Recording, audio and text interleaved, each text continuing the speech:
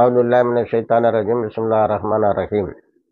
அன்பார்ந்த நேயர்களே, பலஸ்தீன மீட்பு போர் 716வது நாளை எட்டி இருக்கிறது. அது குறித்த தகவல்களை வைகரை விஷன் சேனலில் தந்திருக்கிறோம், பாருங்கள்.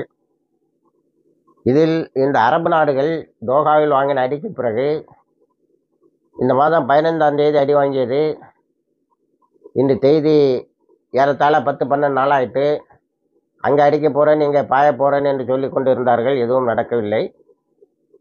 கடைசியில் நேற்று 5 அரபு நாடுகள் போய் திரும்பியும் ட்ரம்பையை சந்தித்திருக்கிறார்கள். ட்ரம்ப் அந்த பேச்சு மிகவும் கன்ஸ்ட்ரக்டிவாக இருந்தது என்று சொல்லியிருக்கிறார். அரபு நாடுகளை பொறுத்தவரை அவர்களுடைய தங்கத்தில் 13% கோல்டு ரிசர்வு அமெரிக்காவுக்கு தாரை வார்த்து தரப்படுகிறது. 80 மில்லியன் டன் எல்என்ஜி என்ற இயற்கை வாயு அமெரிக்காவுக்கு தாரை வார்த்து தரப்படுகிறது.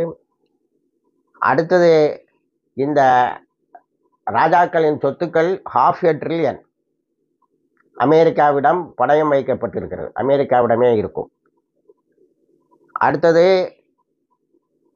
பெரும்பாலான அமெரிக்காவினுடைய ஆட்டோ இண்டஸ்ட்ரீஸ் என்று சொல்லக்கூடிய கார் தயாரிக்கக்கூடிய தொழிற்சாலைகளில் இந்த அரபு மன்னர்களுடைய பணமே இருக்கிறது. இவர்களுக்கு தங்கத்திலும் வைரத்திலும் வெள்ளியிலும் காரை தயாரித்து கொடுத்து ஏமாற்றி கொண்டு இருக்கிறார். அதற்கு இவர்கள் தாராளமாக ஏமாந்து கொண்டு இருக்கிறார்கள்.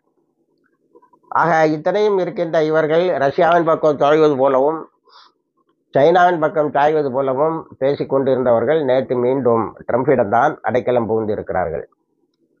ஆகவே இது எதை காட்டுகிறது என்று சொன்னால், இவை முற்றாக சோரம் போய்விட்டன. இந்த அரபு நாடுகளால் எதையும் சாதிக்க முடியாது இஸ்லாமிய இயக்கங்களை தவிர.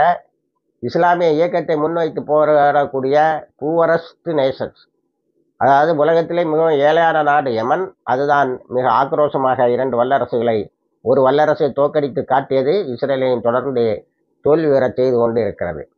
ஆக இஸ்லாத்தை முன்வைக்காமல் அரபு என்று வருகின்ற போது இவர்கள் தங்களுடைய சுகங்களுக்காக, சுகபோக வாழ்க்கைகளுக்காக எதையும் செய்வார்கள் என்பதை நாம் மேலே சொன்ன புள்ளி விவரங்களும் மீண்டும் இவர்கள் ட்ரம்பை சுற்றியே வருவதும் எடுத்து காட்டுகிறது.